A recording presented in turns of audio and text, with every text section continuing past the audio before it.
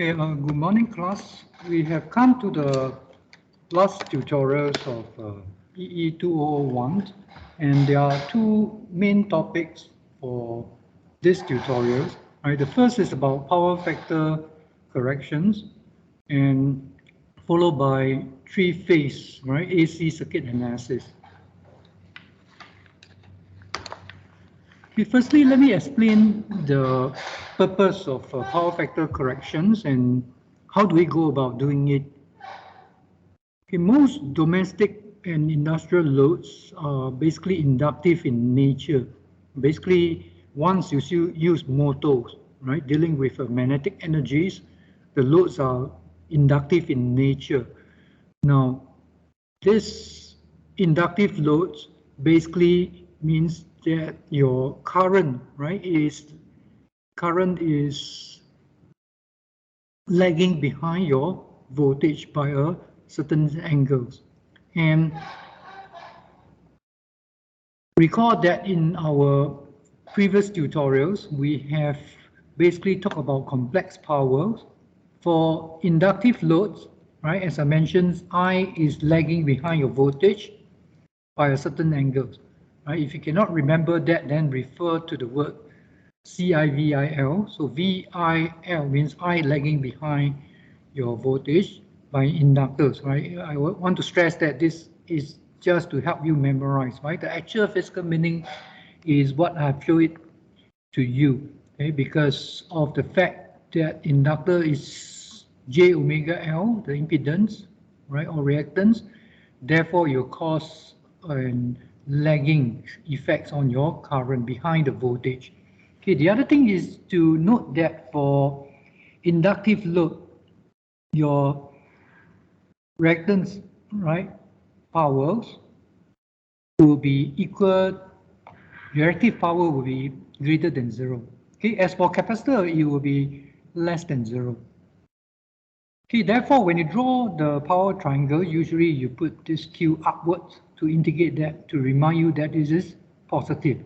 Okay, and we have mentioned that industrial loads are mainly inductive, right? Because many motors are used.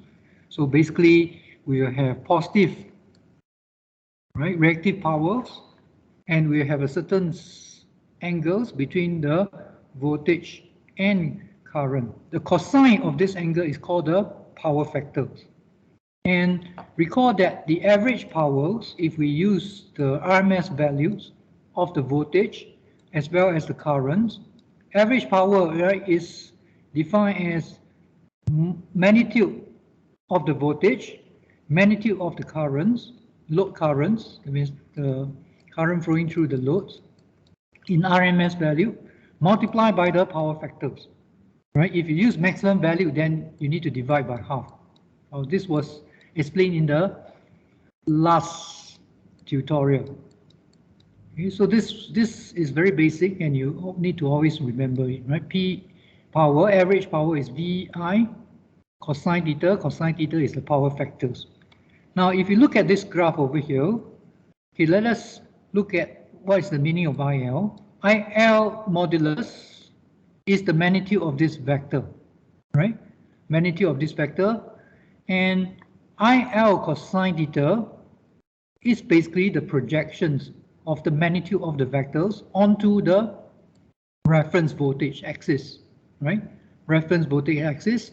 So therefore, you can see that basically this is the effective, right, in phase, effective current in phase with your voltage. And this is the real power, meaning that your load consists of the resistive part and the reactive part, and only the resistive part will consume and the real power.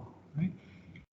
Now, suppose that we look at this diagram again, okay, where this IL cosine theta 1 will be the magnitude of my currents, right, projected onto the reference voltage. And let us consider another current denoted by this black line, okay, with a different angle. One is larger, right, theta 1, the other one is smaller, theta 2, but you can see that the projections of the other current, that means this one, right, is also the same. That means that you project this current onto your reference voltage, you get IL cosine theta, which is the red line. Okay, if you project this black one onto the voltage, reference voltage, right, you also get the same magnitude. This basically means that I can get the same average power, right? Because IL cosine theta 1 is equal to I cosine theta 2. Okay, the voltage shall remain the same, but the key idea here is that this current over here is now smaller than the original current, right?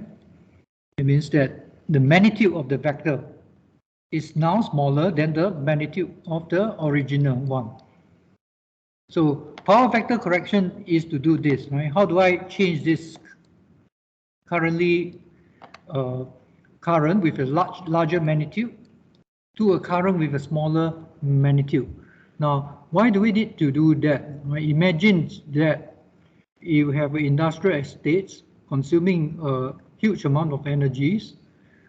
So from the utility company point of view, okay, to lay cables to all these factories, okay, will require a large amount of cables, and if the current is high, the rating will be high, okay, which means that the cost will be huge, right?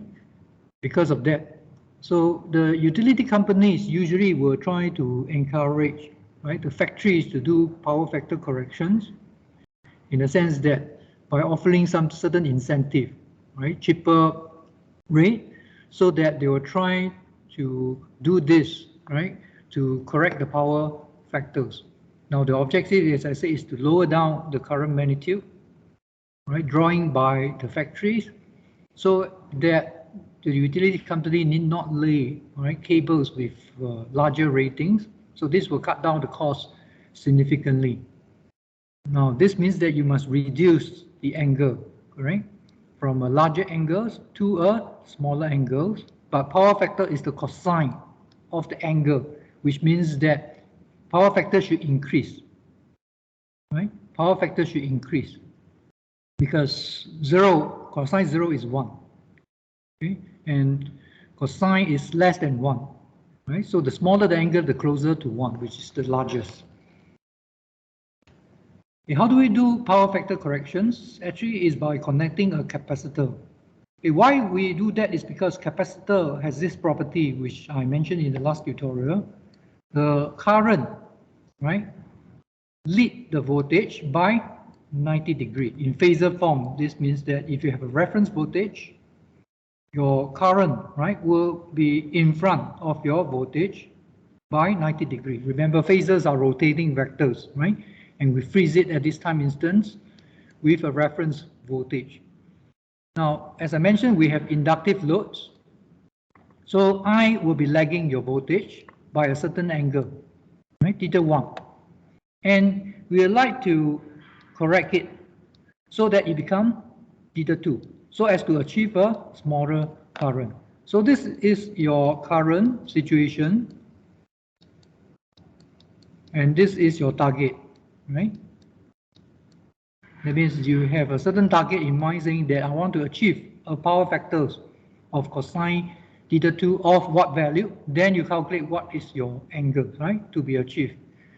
Now, next, how does this capacitor help in achieving this? You notice that your AC signals are represented by phasors, correct? Represented by phasors. So basically, this means that if I have this currently, and if I add another current, right, IC, these are IC vectors, right, upwards directions. So this upward directions. So this vector plus this vector will become this vector. Okay? That means that if I can add IC to my load, then I can achieve my target. So this is done this way. Currently, you have this load of the factory, which is IL, right, which is this green line on the left-hand side. If I connect a capacitor in parallel, then according to Kirchhoff's current law, inflow is equal to outflow, right? KCL. At this note, inflow is equal to outflow. Okay, therefore, I say that this current is equal to this current plus this current, right? You look at this diagram again. The green one, IL, plus the blue one, IC, is equal to the black one, right? Is equal to the black one. So what is this I? I is the current drawn from the transmission, right, line from the utility company, and this is your factory, right?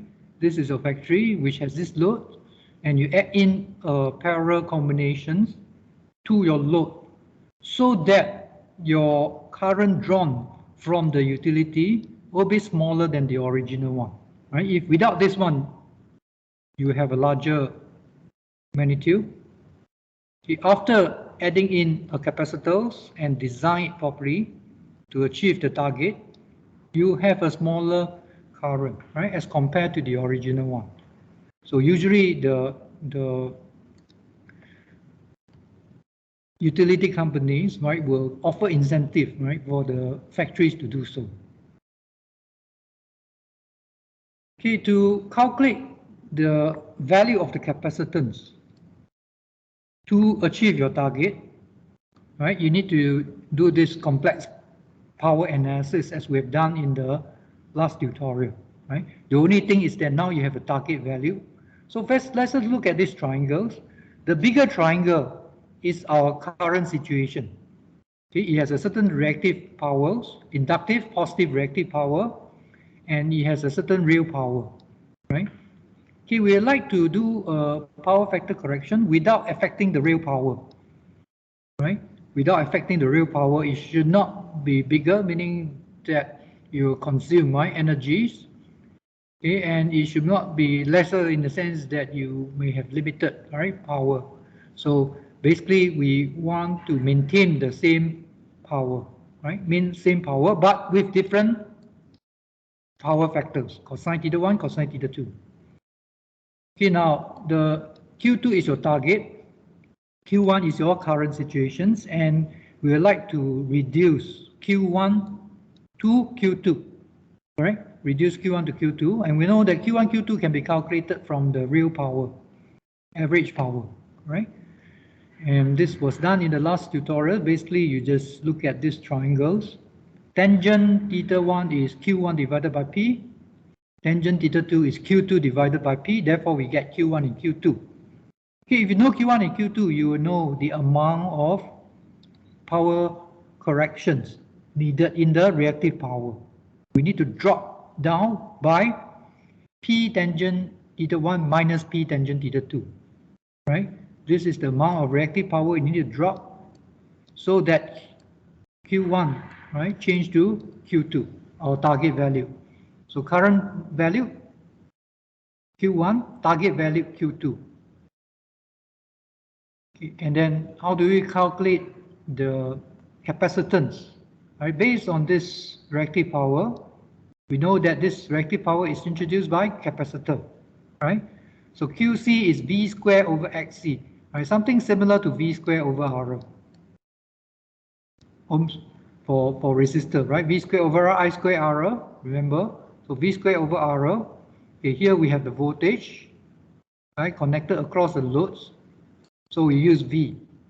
V square over XC. The only thing is that you replace RL by XC. What is XC? XC, remember, right, for capacitor is 1 over omega C, right? The magnitude. Power, right? It means that we just consider the magnitude, and this one must be in RMS, right? V square over 1 over omega C, right? So if a V square over 1 omega C, basically this will go to the numerator, and you basically have V square omega C. Now, V is known, right? This depends on which individual countries. Some countries 230 volts, some country 110 volts. So we need to know, right? And frequency also sometimes, right, difference in various countries, but this is also known, right, depending on the utility company. So the only unknown is C, right? And QC is known because you have your current theta 1, you have your target theta 2, and you know the power consumed by your load, your factory. Right? So this is also known. So the only unknown is C, and it can be calculated from the known values, right? So basically we just substitute QC over here, and based on that we can calculate the capacitance so as to bring about this amount of reactive power to change Q1 to Q2, right? That means we design the capacitors values so as to connect it in parallel with our load to introduce a drop in reactive powers, right? So as to reduce, right? So as to reduce our angles from theta 1 to theta 2. Okay? And at the same time, we know that the current drawn by the utility company will be lesser, right? Because of this power factor correction. Any questions? Okay, from a complex power point of view, is also easier to understand. You know that you have a load with this real power, right, and this reactive power. If we introduce a capacitors, we know that capacitor have negative, right, reactive power, and it does not consume power, right? It's an energy storage element, so zero real part, only imaginary part. Now, if you add a capacitor to your load, right, you add up the complex power, you can see that there will be a drop in reactive power, right? Because Q1 will minus QC. Q1 will minus QC, so the negative is important, right? If you put an inductor, you increase. Okay, you increase it further. This means that your power factor becomes worse, right? We will draw a larger current. So this must be negative. And the whole idea is that how do we calculate this value to reach the target value, right, from the current value? And this is done by this. Okay, let's look at the first questions. Okay, first question, the main part is the second part. Okay, design the parallel elements, which is the capacitor, to collect the power factors from 0.8 to 0.9, larger, right? Larger vector for two loads. Right, the first question is just to review a little bit of a complex power in last tutorial. Okay, we considered a simple situation where there are only two loads with a total power of 2.4 kilowatts, 0.8 lagging. Right, this means what? Inductive load. And given voltage in RMS, given frequency in hertz, okay, given the load power, right, of one load, calculate the power factors of the second load. Right, as I said, the part A is just to review. Okay, the main thing is the part B. So let's look at part A first. Total power drawn, right, given for two loads, 2.4 kilowatts, 0.8 lagging, inductive. Power factor is 0.8, means theta equal to 36.87 arc cosine of 0.8. So draw a diagram, right? Good practice. I lag V by this angle. Draw a power triangles. I have this angles. I'm given this part. I want to calculate this part, and it is just 2400 tangent 36.87, the reactive power. Okay, because lagging means what? Inductive. Inductive means positive, reactive power, right? Put a positive sign here. Press calculators. This is 1800. So it consumes a real power of 2400, and it has a reactive power of 1800 currently, right? Okay, for the first part, we are not doing power factor correction yet. we are given the power of one load. We want to calculate the power factors of the other load because the total power consists of two loads, right? So this load is 1.5 kilowatts, 0.707 lagging as well. Arc cosine of 0.707 is 45 degree. I lag V, right? I lag V by 45 degree. Lagging, positive reactive power, right? And we are given this and we know this, therefore we can calculate Q, which is 1500 tangent 45. Tangent 45 means same. Okay, same, because 1 ratio is equal to 1. Okay, that means it's also 1005. Now we are given the total complex powers. Okay, we are given the complex power of one of the loads. So this means you can calculate the complex power of the other load because there are only two. Okay, subtracting them, you can check that the real part is 900, the reactive part is 300. It's still positive. Positive reactive power means that it is lagging, right? Lagging, inductive. And to get the power factors, you have to convert it into polar form and then get this angle, right? This angle, remember what is your power triangles? This angle will be the angle between your voltage and current. Okay, this means that you put it into the power triangle form, right? 300, 900, right? This angle, right, will be 18.43. Arctangents of this divided by this. Modulus is just square. 900 square plus 300 square, square root.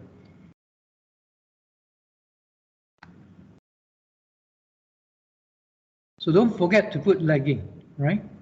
Lagging is a result of your positive reactive power. Positive means capacitive. Positive means inductive. Inductive means lagging, right? Any questions?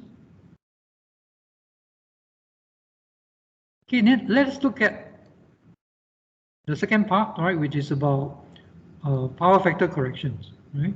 So I said this is the main part actually. Design parallel elements. We know that is a capacitor to change our power factor from 0.8 to 0.9 for the total loads, right? Total loads. So total loads consists of 2400 kilowatts. Right? Currently is 0.8. We want to change to 0.9 lagging. So given that cosine theta 1 is 0.8, we know that theta 1 is 36.87 currently, right? So this is the current situations. And we have a target values. Cosine theta 2 must change to 0.9. Change to 0.9. This means that my angle, right, should be reduced to 25.84. Which means that currently is this value. I want to reduce it to this value. That means that I might need to introduce a drop in reactive power. Now, since you know these two angles, since you know this real power, you can easily calculate Q1 and Q2, right? So actually, you can see that no formulas are actually required, right? Do not try to remember the formulas, but just draw these triangles, and you can write down everything easily. Q1 will be 2400, tangent 36.87. Q2, smaller triangles, will be 2400, tangent 25.84. Right, so we know our current reactive powers 1800. And actually, just now we have done this. I just review it again, and then we're going to change it to Q2, 1162.27. Right. So therefore, what is this value? It's just a subtraction, it's Q1 minus Q2. Right? So if you know Q1 and Q2, you subtract them, you can check that this is equal to 637.73. And how do you introduce this? It must be negative reactive power, correct? So that when you add on to Q1, it will drop down to Q2. So we know that we need a capacitor. Reactive power of a capacitor, V squared over XC. XC is 1 over omega C, right? So actually, you do it step by step. You need not memorize the formula. V square over XC, XC 1 over omega C, then you get this. Okay? And after that, I need to calculate C. So I'm given V is 120 volts RMS, square it, and I'm given omega, but not in radian per second, hertz, right? Remember to multiply by 2 pi. Otherwise, you'll get the wrong capacitor values, meaning that you do the wrong power factor correction. Right? So this part is important, and also need to use the RMS value, right? If it's maximum value, what do? Divide by root 2. Okay? Divide by root 2, this will give you the RMS value.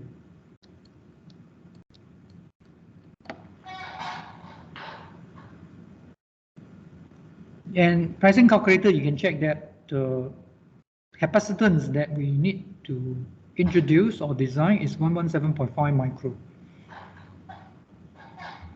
Okay, by connecting this capacitor in parallel with your load, okay, you can change your power factors from 0.8 to 0.9. Okay, as I said, the main objective is to reduce the line current, right? Line current drawn by the loads, so as to reduce the rating of the cable. Any questions?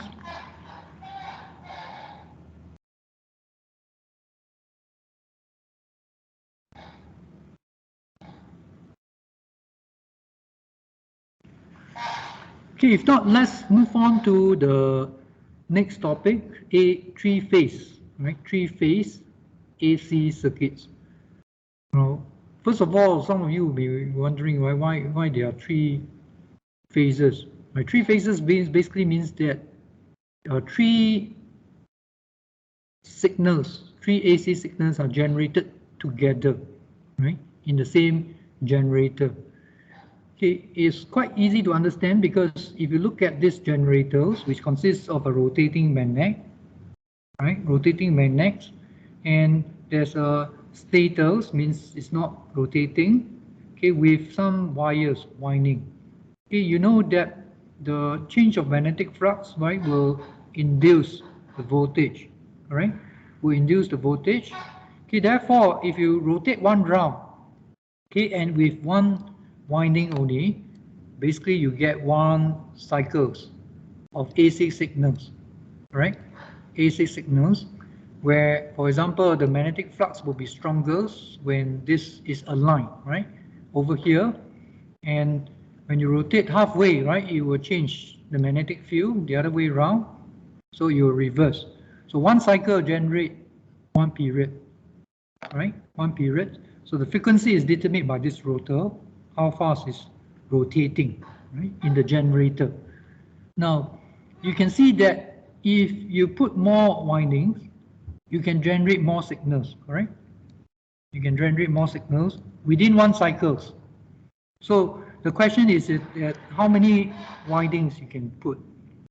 You can't put too many actually, right? Because there could be some other considerations, design factors, interference, etc. And how many, right, is the questions. So we know that maybe we can put 2, maybe we can put 3, maybe we can put 4, 5, etc. So why 3 is because at the early days of power engineering, right, people have decided that 3 would be the most optimal, right? Most optimal in terms of the design factors, infrastructures, etc. So in the early days, people settled down at 3. 3 of the winding, which means that if you rotate one cycles, you can generate 3 of them. Okay, generate 3 of them. If you put 2, then you generate 2 of them in one cycles. You put 3, you generate 3 of them. You put 4, you generate 4 of them. Right. So as I said, people have decided that we should only use 3 of them. Right, ABC for examples. The other one is connected to the neutral. And 360 degrees is one round. So if you divide by 3, it is 120. This means that your signals are 120 degrees out of phase with respect to each other by connecting them, right, in equal spacing. 360 equal spacing divided by 3, so it's 120 degrees. This means that when your rotor turn one round, you can generate 3 signals at the same time. So this is more efficient, right? One wire will go to somewhere, the other wire will go to somewhere, the other wire can go to somewhere, right? They are transmitted together, then it's split if necessary, right? So the load actually not necessarily must be 3-phase, not necessarily must be the same. They can be individual loads, right? But we can generate 2 voltages, 2-phase voltages at the same time. So this is more effective. Okay, and if you have opened up the socket wires to see before, right, you see that it's either red, yellow, or blue in the old days. It means old buildings, you will see this color. Okay, about 10 years ago, right, we have changed it to this color code, brown, black, gray, right? So it's just to differentiate all these 3 voltages generated from the generator. Okay? And others that you will see will be the neutrals, and they will be the earth, right? Protective. Okay? Now in phasor forms, right, it means that you have 3 voltages rotated at the same time, but 120 degree out of phase. 120 degree out of phase.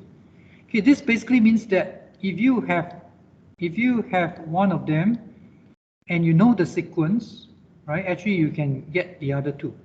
If you have one of them, you know the sequence, this one will be at 120, this one will be minus 120, right? So the generator usually is balanced, meaning that they will have the same magnitude. Obviously, they will have the same frequency, right? They come from the same rotor, one round, same frequency, right? But here we make the magnitude the same. For example, 230 volts. Okay, and as a result of the design, they are 120 degree out of phase. Now this is important. This means that if you know one of them, right, you can deduce the other 2. If you know the sequence, right? If you know the sequence, for this one, you add 120, the other one you minus 120, right? So this A followed by B followed by C, right? Your phasor rotate this way. A followed by B followed by C, right? Okay, this basically means that if I am given some information, right, of the 3-phase voltages, I can actually determine the remaining information. For example, in this question, you are given 2 of them. Okay, if you are given 2 of them, of course you can get the other one because you know that they are just 120 degree out of phase. And after that, you can determine your phase sequence, right? So this is what we do. If you're confused, just draw it down, right, graphically. Given this one, right, this means that your vector has a magnitude of 160, right, 160, angle 30 with your reference, right? And C is negative 90 degree. It means behind your reference by 90 degree. Magnitude is the same. So this is balance, right? Balance. Same magnitude. Angle 120, right? This is 120. Now he asks you to determine what is this. So graphically you can see it's very easy, right? I will add 120 to this to get 150, right? 150, okay, which means that 30 plus 120, this angle is 150. Magnitude balance, right? Balance, same.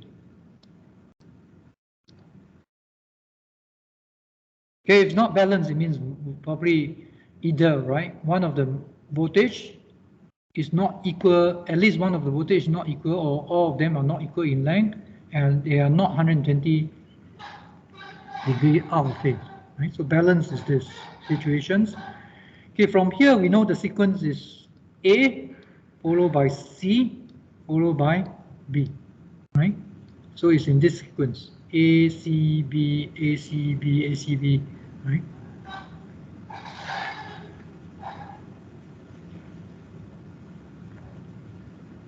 Any questions?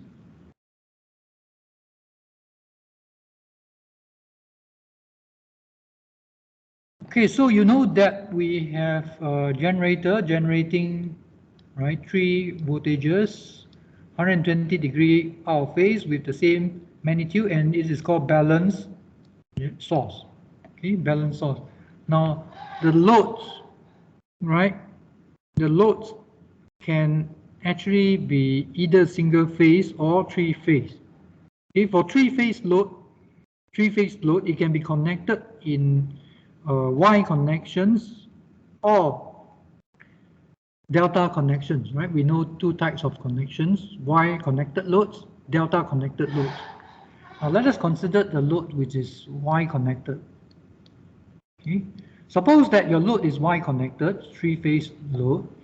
Okay, basically it's quite easy to analyze the circuits, right? Because all of them are the same. That means balanced load means that the impedance are all the same, right? Balanced source means that the voltage are all the same. Okay. Okay, if they are the same and you know that they are just 120-degree out of phase, you should just analyze one of them, because the remaining one can be deduced by the phase sequence, right? Phase difference, phase sequence. So let's look at this diagram. Remember, we have 3-phase. Usually you use color to differentiate the wires, right? And since, right, it is balanced, okay, we can just analyze one of them. Okay, because everything is the same magnitude, same load, only different in phase, right? Only different in phase. Okay, when you analyze this circuit, be very careful.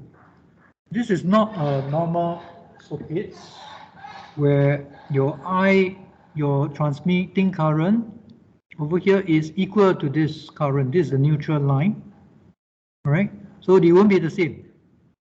It won't be the same. Okay, but this does not affect your analysis. I want to calculate this one, right? I want to calculate this one, and you know that your voltage is still applied across your load, right? No transmission loss. Therefore, it's equal to VAN divided by ZY.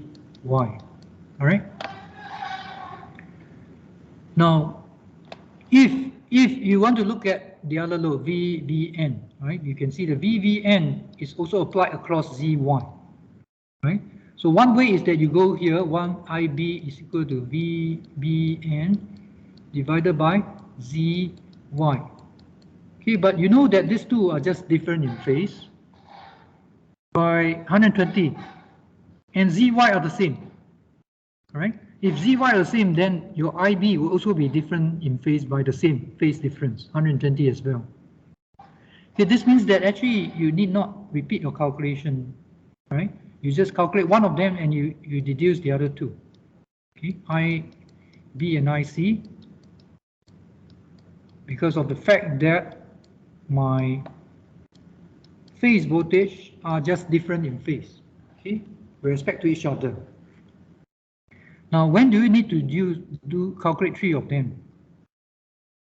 Okay, when your load is not balanced, that means that Y1, Y2, Y3, right? They are not balanced. Or not balanced, obviously, you can see that, right? You can't guarantee that they will be different in phase anymore by 120, because your load will introduce a phase difference, right, between your voltage and current. Okay? The phase difference is introduced by your load, right? Difference introduced by your load. And if the load are different, obviously, right, you will not be 120 out of phase anymore. So this means that balance, right, used per phase analysis, not balance, either voltage not the same or load not the same, then use the analysis for 3 of them, right?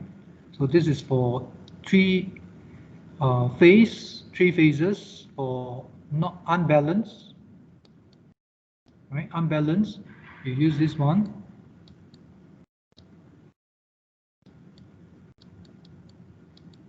Just analyze 3 times. balance 1 times, right? And then plus minus 120 for the other two. Okay, let's look at this question. Now this balance, so we need not do 3 times. We know the sequence ABC. We know one of them. If you know the phase sequence, you know one of them, you know the other two, correct? You know the other two.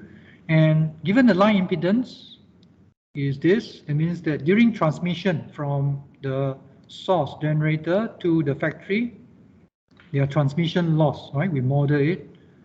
And the load impedance, for example, the factory is this. Calculate the line current, right? The line current as well as the load phase voltages. Okay, you want to calculate the line currents, and then you know the, for example, the current ratings of the cables. Okay. Now, we are given this, and this is the transmission line, this is the factory, this is the generator. Okay, given one of them, knowing the sequence, you know the other two, correct? Which are plus and minus 120 degree. Okay, and even though there's a transmissions, but these two are in series for YY system. Okay, that means that if you go back to this one, if the transmission loss, right? If there are transmission loss during transmission, say there's some resistance, for example, okay, it's still the same current series, right? Because the load is connected in Y configuration. So Y configurations will give you the same current for your load current, right? It means that transmission line will be equal to the load current going to the load. Okay, this means that I can actually combine these two, their series, by adding them up. Right? Add these two up, you'll get 10.6 resistance and 15.2 right, reactance. And we know that the load is inductive, right? Positive reactive power. So we have the total impedance, including transmission line. Okay, then we use Ohm's law. V divided by Zy, right? V divided by Zy, Ohm's law, V over Z, give you the current. The line current, which is also your load current.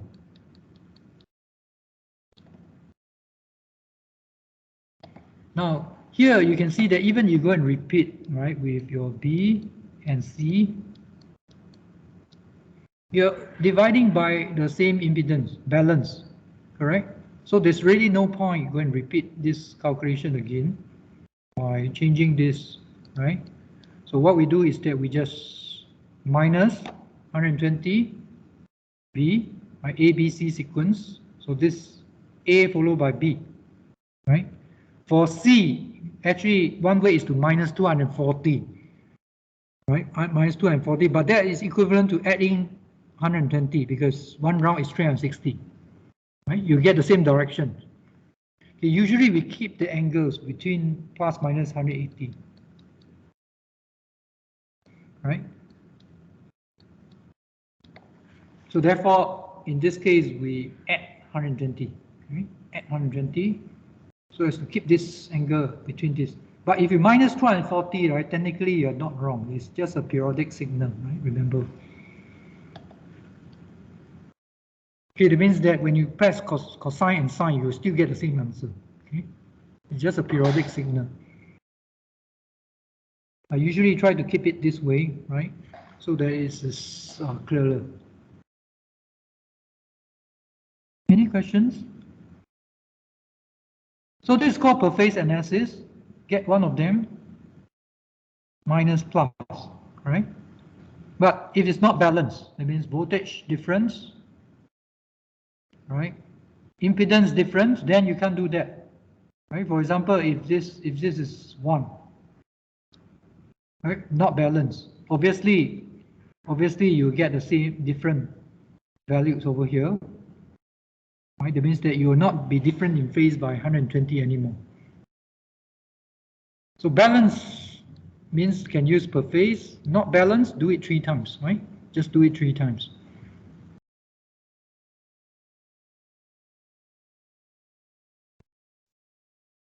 Okay, next we need to calculate the load phase voltage, meaning that what is the voltage across the load for line A. Okay. Line A. So actually over here, okay, you can use voltage division if you want. This is a portion of this according to the ratio, right, of the impedance, ratio of the impedance. But take note that you have already calculated A, right? Calculated A. If you have already calculated A, then don't waste time. Right? Use Ohm's law, just Ohm's law. I times impedance, IZ. This is your Z. That means IAZL, Ohm's law, will give you the voltage across the load directly. Remember, when you want to calculate the load, right? Load, you should exclude your line, right? Exclude your line. So when you using the impedance, notice that I only use ZL. Okay? If you use Z total, you go back to this one actually.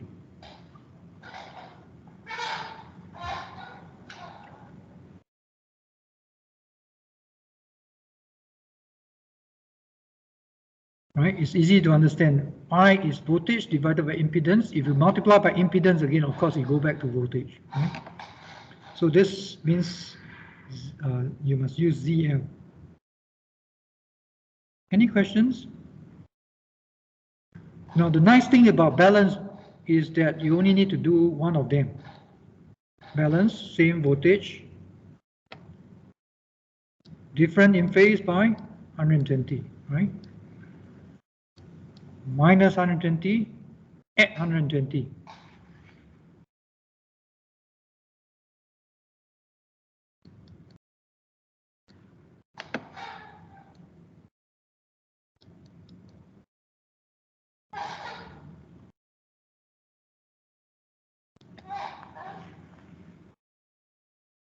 Any questions? Here again, not balance, do 3 times, right? Not balance can actually include transmission loss not the same, right? Load not the same, voltage not the same. Okay, that means that even you have the same load, but if the transmission loss is different, basically, right, the current will be different as a result, right? You cannot use per phase analysis, but basically unbalanced is just that you do the per phase analysis 3 times, right? That's all, with different condition. Okay, balance means that the conditions are similar, only different in phase by 120 degrees. Any questions? Now we have seen YY. Okay, but your load could be Y delta, right? Your load could be delta, right? As in this case. And it's balanced, they have the same impedance, right, which are connected in delta. And also they have the same transmission loss, right? Same transmission loss, and the source is also balanced. Only different in phase by 120, right? Minus 120 plus 120.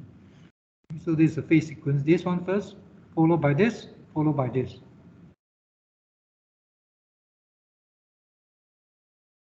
Now, if you have a delta loads, the key idea is that we know star delta, delta star transformations. So the delta load can be transformed into star, right, which is Y. So we need to transform this into Y so as to do it similarly as in the previous question, right? If you can do that, then you can just have YY. After transform delta to Y, then you do per phase analysis. So this is the key idea, just transform from delta to star. Okay, of course you have to remember the formulas, right? Remember I told you an easy way to remember. Okay, if you're interested in this one, You multiply these two together, say Z1, Z2, and divided by Z1 plus Z2 plus Z3. Right? So you draw this way, you just take the adjacent one, multiply together, divided by the total one, added up together. Now balance means all of them are the same. Right? If all of them are the same, the numerator is Z squared, denominator is 3Z. So then it's simplified to Z divided by 3. Right? So this nice thing about balance. Just calculate one of them is sufficient because the rest will be the same. Right? The rest will be the same. Okay, which means that if given delta, I want to calculate y, I divide by 3. Right? If the other way around, given y, you want to calculate delta, multiply by 3. Right? Because just bring this to the other side of the equation. So now we have delta, 3 minus j6, divide by 3. Right? Divide by 3, we convert to star, y. So it's 3 minus j2. Okay, then we can do per phase analysis now. The load, right, is now star, which means that the current will be the same. So everything is the same as the previous question now. We will add up this impedance, 3 minus j2 plus 2 will give you 5 minus j2. Convert to polar form, division easier to do polar, right? And then 220 divided by this phasors in polar form, you can check that is 40.85, angle 21.8. Now it is balance, correct? Balance, meaning that you only need to do one is enough. Okay, go back to this question again. What we need to calculate is the line current, right, as well as the total average power delivered to the load. The load is referring to this three-phase load. Okay, we have found the line current, right? So actually, you for the other two, right, you just minus 120 and add 120. Okay, because they are balanced. Okay, that means just change the phase angle. Okay, for the average power, okay, also because they are balanced, we just look at one of them and then times 3. Okay, because they are the same. So let's look at just one of them. Now, remember the average power, right, actually you can calculate from the resistive part. Right? Resistive part, or you can use VI cosine theta, or you can use complex power, up to you. But here I will just use the resistive part, which is easier. Why? Because I already know the current, IA. Right? So it depends on what kind of information you have. So IA is the current, RMS value 40.85. So if I have current, then I use I square RM. RMS. So this 3 over here is the resistance, right? This is the resistive part. This is the reactive part. Negative means what? Capacitive, right? So this load is capacitive.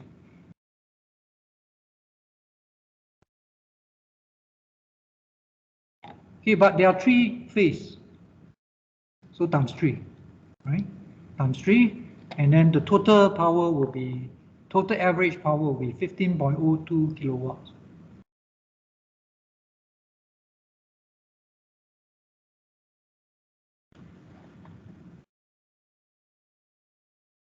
Now, if it's not balanced, right?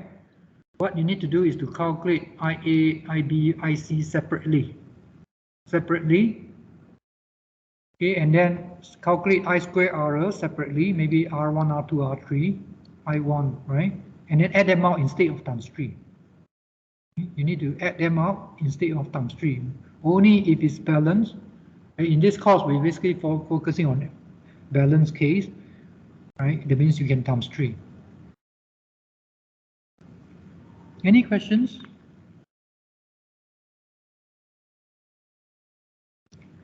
Okay, we have seen YY. We have seen Y delta. Okay, the next question is delta delta. Right? That means that your source, right, is actually in delta configuration. Okay, even in delta delta configuration, sometimes you can still do per phase analysis. Okay, in this question, you can see that this voltage is applied across this load, right? Parallel. And this voltage is applied across the same load, I mean same impedance, right? And then this voltage is applied across another load, okay, which also has the same impedance. Okay, therefore, you can calculate this current easily, right? When this is applied across it, you can get this current. Okay, when this is applied across this, you can get this current. This voltage is positive terminal here, so this one, the current will flow this way. All right? So you can also get this current. Now, of course, you can do it 3 times, but you can see this is balanced, same voltage. Different in phase only, minus 20 plus 120. Right, so rather than doing 3 times, we'll just do it 1 time, calculate one of them. And then the other 2 will be just plus minus 120. Okay? Because you're dividing by the same thing. Right? So this will not change the phase difference between each of them. Okay, which means that just do per phase one of them. The other one will be just add and subtract, right? Just subtract and add. So I'll do one of them only. Okay, and be careful. The assumption here is there's no transmission loss, right? Because if you look at this circuit carefully, now this current is different from this current and it's different from this current. They are not the same current, but the voltage are the same, right? The voltage across the load is the same as the voltage of the source. Okay, even though I cannot calculate all this current, I can calculate this load current definitely, because this voltage is applied across the load, right? So I know IAB is just V, which is 173, divided by Z. Z is what? This added up together, right? So to do divisions, I convert into polar form. So that is easier, right? 1730 divided by 31.62, 18.43 degree. 0 minus 18.43 minus 18.43, right? Magnitude 173 divided by 31.62, 5.47. Now here you can see that even if you go and repeat it, right, negative 120, this means what? Replace this by negative 120. Then what you do is that negative 120 minus this one, correct? Minus the same thing. Minus the same thing. So it actually is just the same, right? It will be this angle, negative 138. You put negative 120, that means that if you look at this one, right, you move from A to B, put here, this minus this will be this. So it's redundant, you just deduce straight away from here, negative 18.43 minus 120, you get this one. And the other one, negative 18.43 plus 120, you get this one as well. Right? So this is the idea of per phase analysis, balance.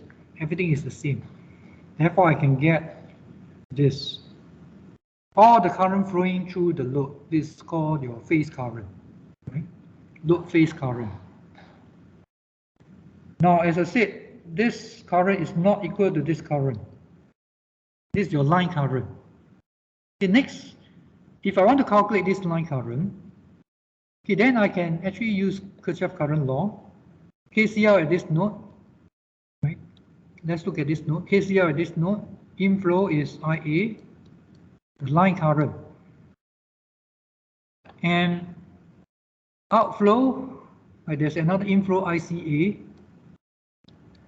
Okay, why this flow in this direction? Because your positive terminal here, right? This is higher than C is higher than A, so it flow this way. So if ICA inflow as well. inflow is equal to outflow. Outflow is IAB.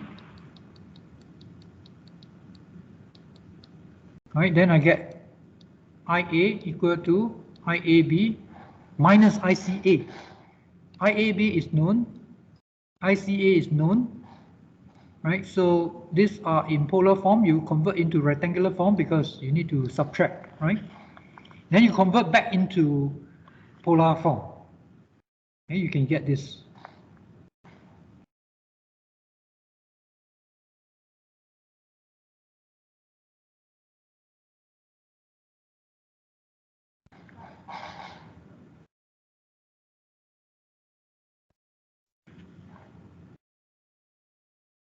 Right, so this is the easiest way to me. I just take KCL. So if you want the others, right?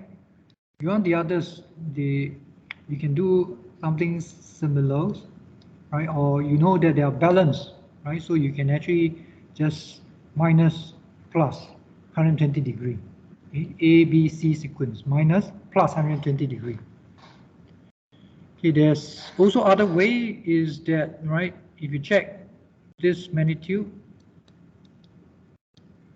okay, this one is actually √3 of your phase voltage, right? √3 of the phase voltage, and then right, the phase difference is difference by 130 degree, right? It means that your this one at 20, at 30, actually you get this one.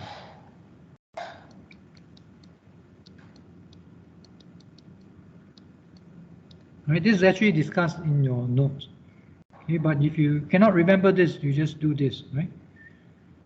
KCL, do a little bit more, you can still get the same thing.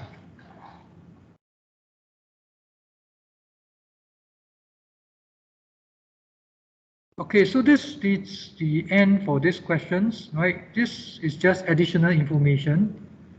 Additional information is that you can also convert your source back to Y and also convert your load back to Y so that you can use per phase analysis. Right? Sometimes you may need to do that but this only happens when you have transmission loss in the transmission line. Right? Because if you have transmission loss in the transmission line, you have problems performing per phase analysis. Okay, why? Because of the fact that this current is different from this current. Right? The line current is not equal to the phase current. Okay? Just now you have seen, right? It's related but not the same. Okay, so this basically means that if this voltage, right, is applied to this load, because of the transmission loss, we do not know what is the voltage across the load anymore. Right? Because there's a drop. There's a drop and we do not know the current at this stage. So you can't calculate the voltage across the load, which means that there's no way that you're going to do per phase analysis for delta delta. Right? So you must remember the original circuit, this current different from this current and different from this current. Right? So if you don't know the current, then you do not know the voltage. Okay? Why this question possible was that there's no loss, no drop in voltage. So all the voltage will be here, therefore you can calculate this. Under such situation, that means there's transmission loss, right? We remember that YY can do the job, so we can transform it into YY, right? Transform it into YY.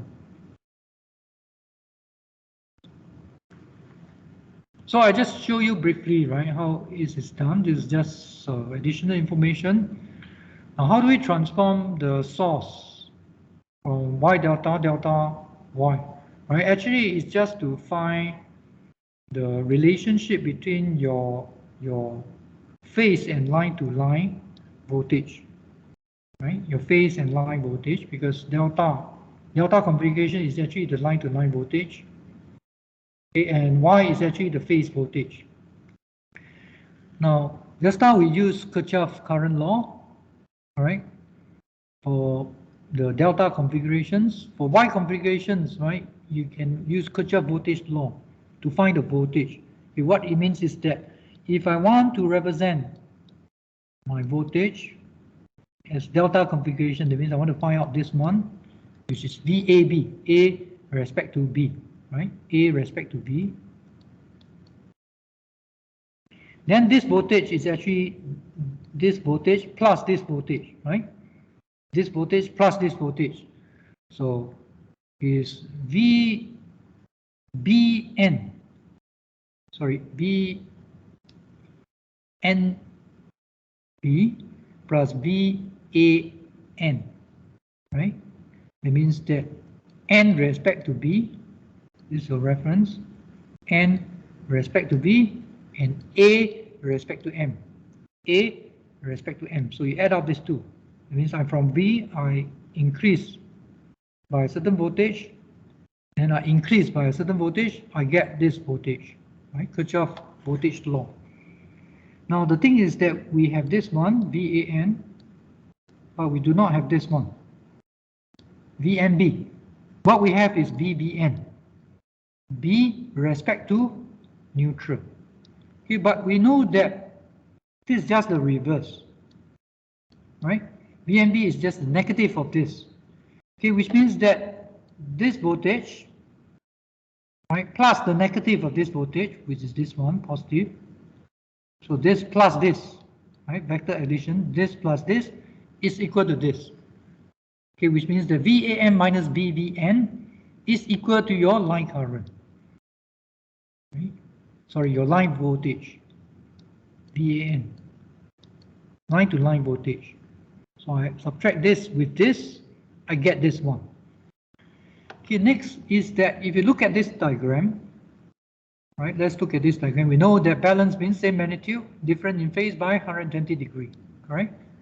And we know that this minus this one, okay, this is the negative of it, okay, will give you this purple vector. Now, since this is 120, this is also 120 because this is parallel to this. Okay, and the other thing is that this will be 30 degrees. Why? Because balance means all these vectors are the same magnitude. If this is the same magnitude, this means that this triangle, right, has the same line on both sides, meaning that this is 30 degrees and this is also 30 degrees. Okay, this means that your line voltage will lead your phase voltage, right, by 30 degrees. So we know the phase difference between them. Okay, the other thing is what is the magnitude? Because polar form, you need two information, the angle and the magnitude.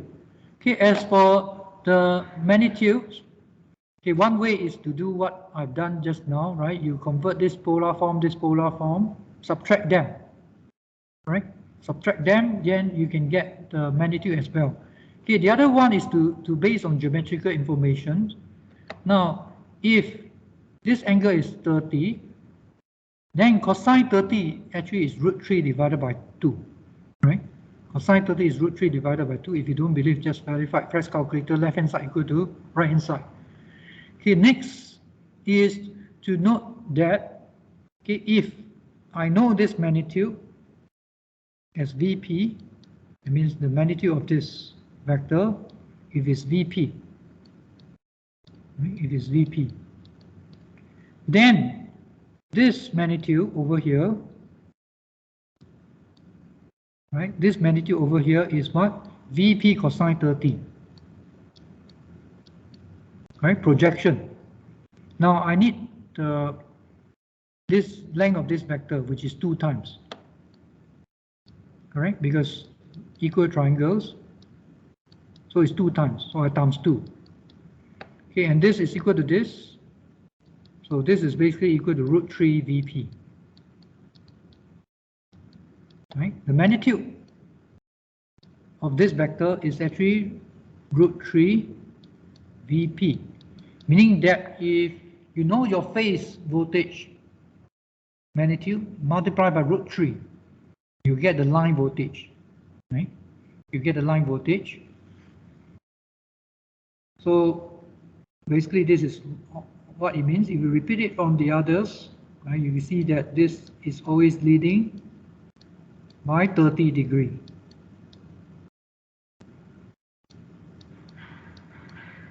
And the magnitude, right, is always √3 of your VP. Balance, same magnitude.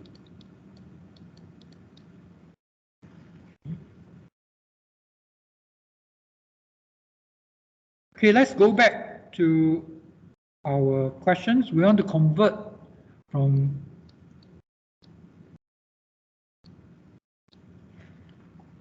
phase, right? It's the other way around. We want to convert from phase to line, right? Phase to line. So basically,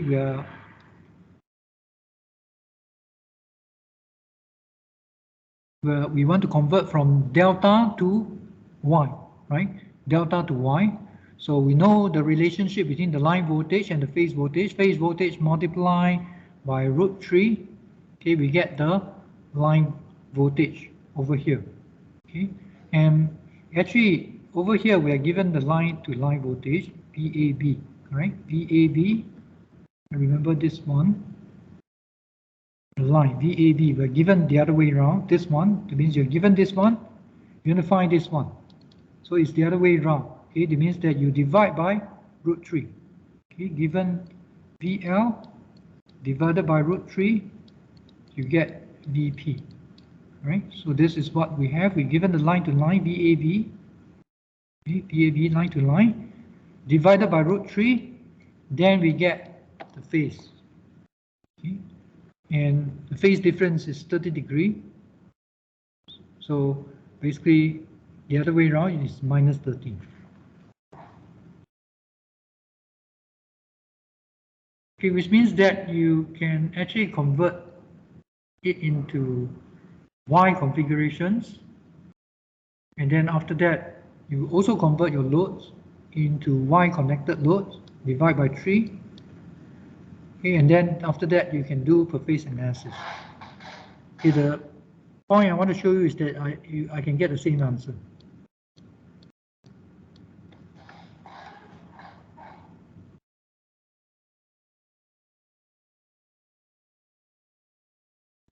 And this is good if there's transmission loss, right? If there's no transmission loss, do not go through this additional step, right? Because it's redundant. Okay. So just analyze it directly, but if there's transmission loss, then you can't analyze delta delta, then you have to convert it to YY. Right?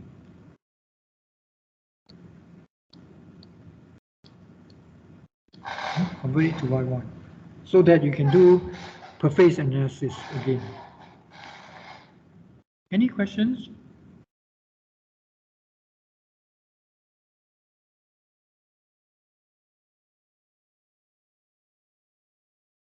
So as I said, these are additional information.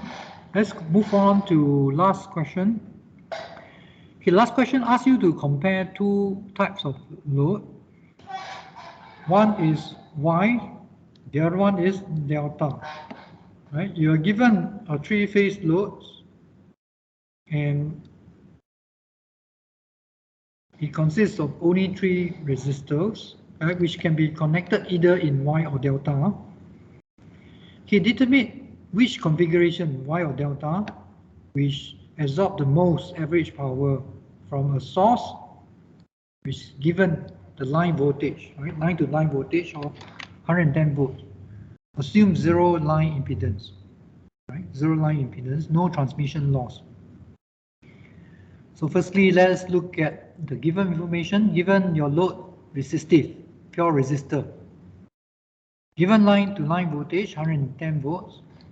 RMS not given, but it should be given. Right? So let us assume that is given in RMS form. Right?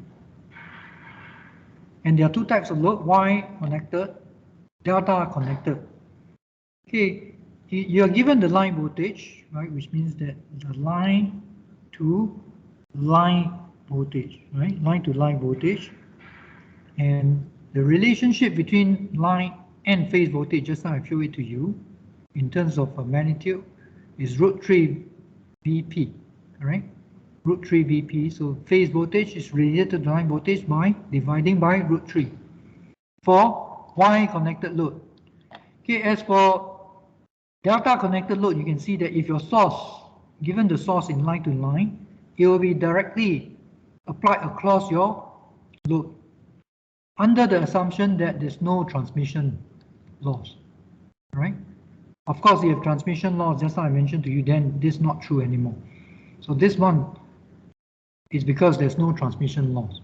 Okay, that means that we have looked at the relationship between line voltage and phase voltage. You're given the line voltage, right? We need to find the phase voltage. Okay, how about the current? For Y connected load, your line current will be equal to your phase current. Okay, but for delta connected loads, right, your line current would not be equal to your phase current anymore, right? Will not be equal, but instead it will be root 3 times the phase current. Okay, which means that different load, they have different relationship between your line and phase, right? Line and phase signals, voltage and current. So this is what we have, but we're given this information, right? And we need to compare the average power. So let us look at it step by step. Firstly, we are given VL. Okay, we first find VP. Right hand side, simple, VP equal to VL. No need to do anything, right? The line voltage is directly applied across your load. Okay, directly applied across your load. As for Y connected load, you have to divide your line current by root 3. Then you get your VP, okay, which is 110 divided by root 3. Okay, next, phase current, right, is equal to VP divided by Z. Okay, that means once you get the voltage across a load, just divide by the impedance. In this case, it's resistor only. So you get your magnitude of the phase current. So same thing over here, you already get your phase voltage. You just divide by Z. That means you get the load voltage across the load. You divide by Z, you get the phase current. Right? So what is average power? Average power is I square R. This is pure resistive, no imaginary part, so we use it directly. I square R, 3 phase times 3. Right? So same thing, I square R, 3 phase times 3. So obviously, because this one has a smaller current, right, as compared to this, therefore it has a smaller power, right, consumed as compared to the other one.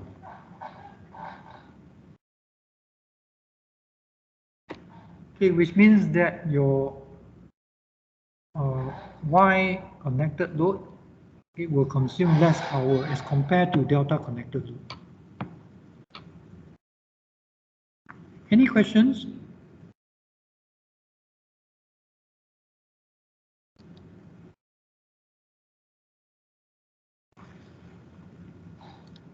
Any questions?